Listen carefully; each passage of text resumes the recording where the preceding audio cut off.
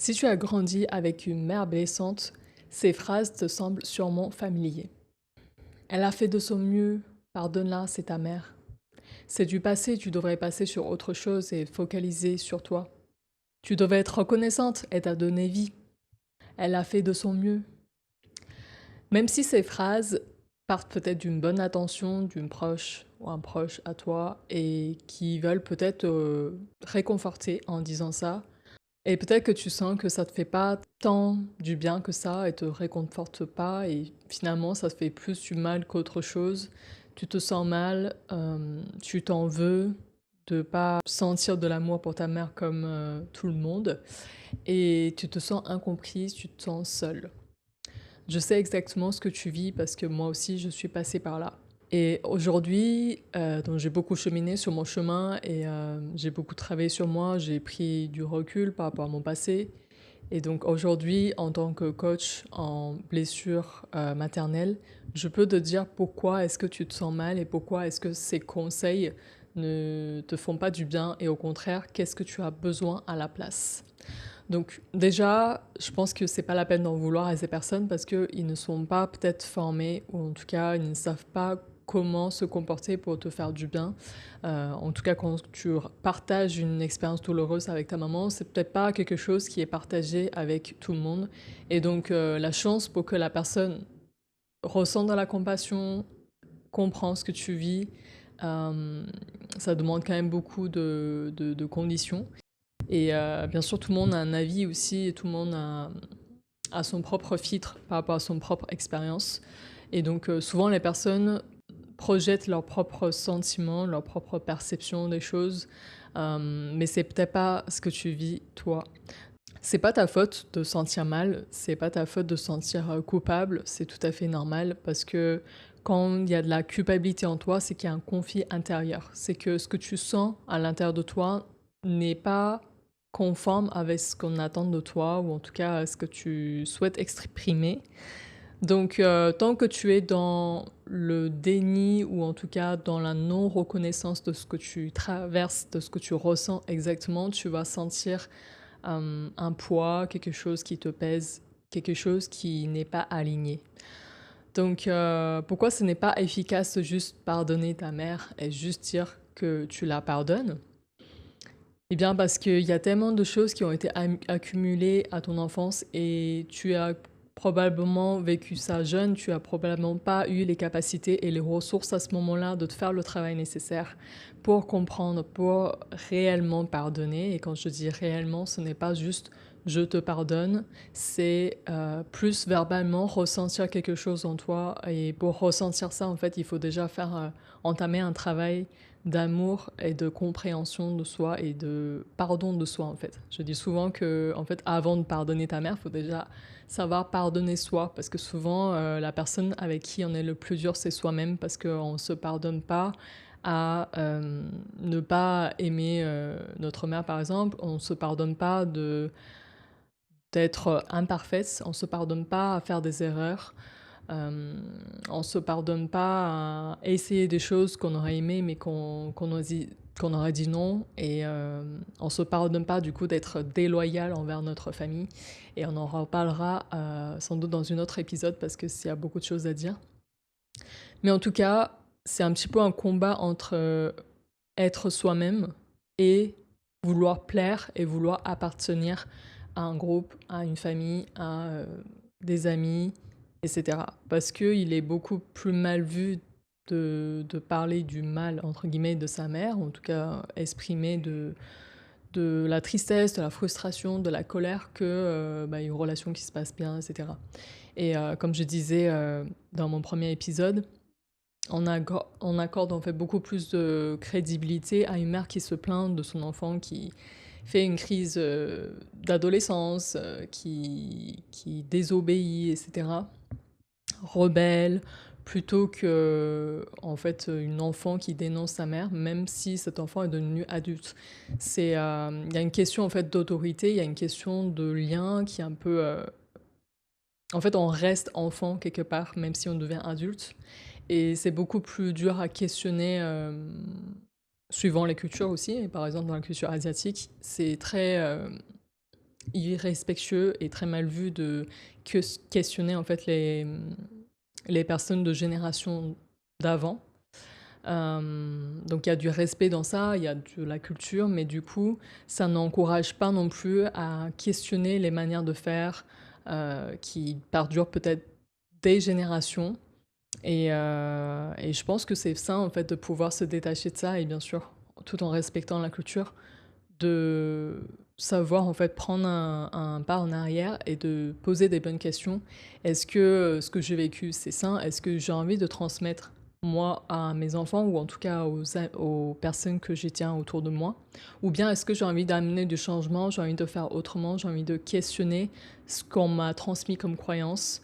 Donc ça c'est vraiment tout un travail qui est intéressant à faire. En tout cas ça te permettra de vraiment te libérer au lieu de suivre ces conseils euh, tant bien que mal, parce que pour avoir passé par là, je sais que c'est pas juste en disant que ok je la pardonne, je passe à autre chose, j'y pense plus, c'est du passé, qu'on va réellement agir de cette façon. Comme je disais, tant que les blessures ne sont pas considérées, reconnues, en fait, la petite fille en nous, et je vais faire une autre épisode par rapport à ça, notre petite fille en nous, c'est un peu une version de nous qui ont vécu ces traumas, ces blessures jeunes et qui ont gardé en fait cette trace, cette mémoire. Et en fait, tant qu'on ne la traite pas, en fait, elle va juste rejouer les mêmes scènes dans d'autres situations en tant qu'adulte. Et donc souvent dans les relations intimes, on rejoue en fait les mêmes styles d'attachement avec les personnes on a grandi parce que c'est comme ça qu'on a appris en fait à créer du lien, à créer de l'attachement avec l'autre personne. Et donc l'avantage aussi de travailler sur cette blessure, c'est que ça va te libérer non seulement la relation avec soi-même, et je pense que c'est la relation la plus importante. Donc ça va aider à avoir une meilleure estime de soi, en tout cas une image de soi plus juste, pas seulement à travers des filtres de ses parents, de sa mère, mais avoir son propre filtre. Donc avoir un regard beaucoup plus juste, beaucoup plus compassionnel, beaucoup plus avoir beaucoup plus d'amour dans son regard vis-à-vis de soi. Ça a un impact énorme sur l'image de soi et l'estime de soi qu'on porte sur soi. Donc une fois qu'on a une bonne estime de soi, c'est là où on peut aussi construire des meilleures relations parce qu'on envoie du coup une image de nous plus positive. Et ça encourage, en fait, ça attire les personnes qui sont dans le même dynamique. Versus si on a une estime de soi super faible, on attire potentiellement des personnes qui veulent profiter de ça, qui peut nous manipuler plus facilement, qui peut nous faire croire que on n'est pas assez, qu'on doit faire des efforts en plus ou qu'on ne devrait pas faire certaines choses et donc nous réduire en fait à une version de nous qui n'est pas nous parce qu'on aurait peut-être peur même par rapport à la perte de l'autre personne parce qu'on a tellement peu d'estime de soi que on va tout faire pour garder le lien, on va tout faire pour rentrer dans les schémas de people pleasing, donc tout faire pour plaire l'autre, tout faire pour garder l'autre. Et ce qui se passe la plupart du temps, c'est qu'on ne sait plus qui on est, on se perd complètement dans une relation et on crée une dépendance vis-à-vis de cette relation qui n'est pas sain pour nous parce qu'on est incapable en fait de ressentir entière, on est incapable de se sentir aimé sans la présence d'un tiers. Et donc ça crée beaucoup des relations déséquilibrées malheureusement. Et donc ce que je fais aussi dans mes coachings, c'est aider les femmes à retrouver leur autonomie émotionnelle.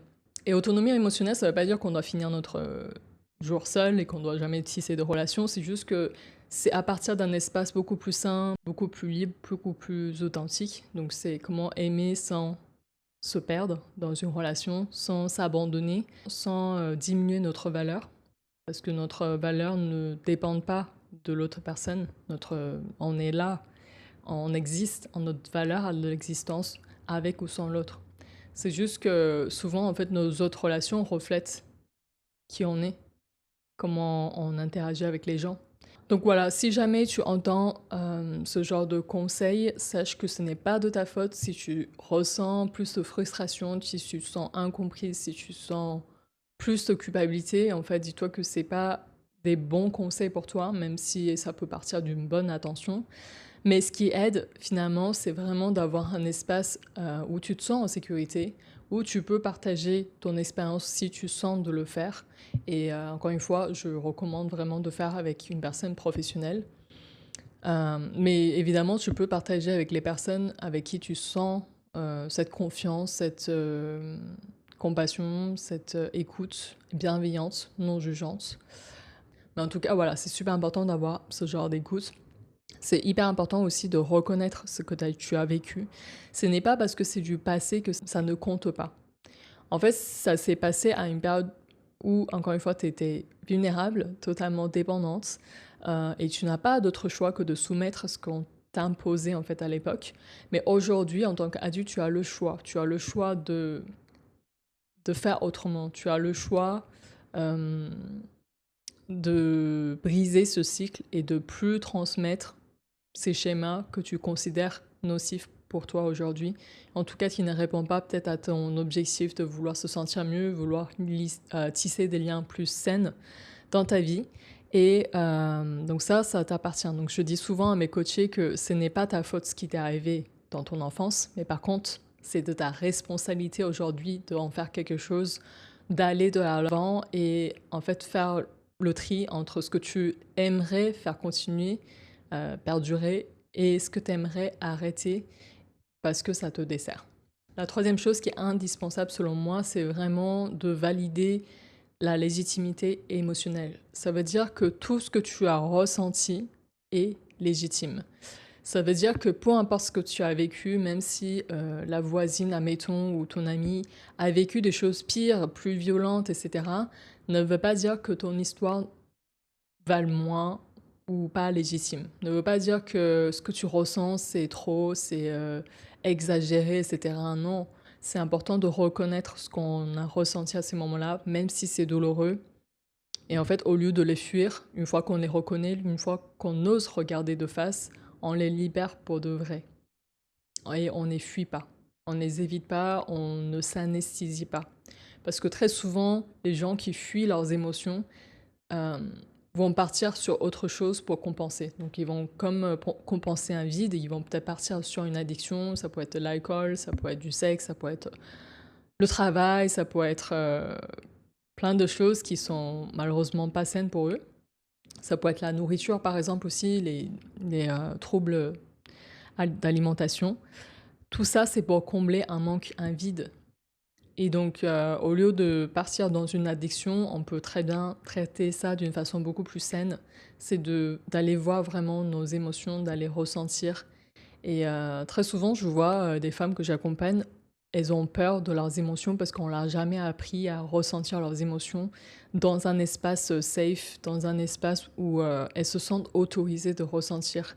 Elles ont souvent peur d'être envahies par ces émotions et que ça devient incontrôlable. Le truc, c'est qu'une émotion, c'est pas fait pour être contrôlé. Une émotion, c'est pas, on n'est pas un robot en fait. On ne commande pas dans nos émotions. Nos émotions, elles passent et viennent un peu comme un nuage qui passe dans le ciel. Et on ressent des émotions parce qu'on est un être humain, mais les émotions de base, c'est juste l'énergie qui circule en nous. Donc si on n'essaie pas de les contrôler, si on n'essaie pas de les bloquer, ils sont juste là de passage. Et souvent, ils nous apportent des indices, des messages très précieux. Et donc, voilà, c'est un travail que j'encourage aussi à mes clients de faire, c'est de vraiment devenir alliés de leurs émotions au lieu d'être un peu des ennemis des émotions, d'essayer de contrôler. Donc, au lieu de contrer ces émotions, on les accueille avec beaucoup de bienveillance. Et bien sûr, je les guide aussi à ressentir leurs émotions en sécurité, en prenant confiance. Et le dernier pilier qui est très important, c'est vraiment reconstruire une image de soi qui est plus authentique, plus vraie. Donc, comme je disais, quand on a grandi en fait avec beaucoup de critiques, d'humiliation, on a tendance à avoir ces filtres malveillants envers nous-mêmes. Parce qu'on a grandi avec une sensation vraiment qu'on n'est pas assez, qu'on ne mérite pas, qu'on n'est pas digne d'amour. Et bien sûr, tout ça, c'est faux, mais c'est très difficile, en fait, d'enlever ça de notre tête tant qu'on n'a jamais prêté attention, tant qu'on n'a jamais pris conscience qu'en fait, les empreintes à notre plus jeune âge, elles peuvent avoir vraiment des impacts très longue durée. même quand on devient adulte, si on ne prend pas le temps d'aller voir ces choses-là. Donc voilà, j'espère que cet épisode t'aura plu et j'espère que ça t'aurait éclairci sur certains points. N'hésite pas à laisser un commentaire, me laisser un feedback, ça me ferait plaisir de te lire. Et puis je te dis à mardi prochain.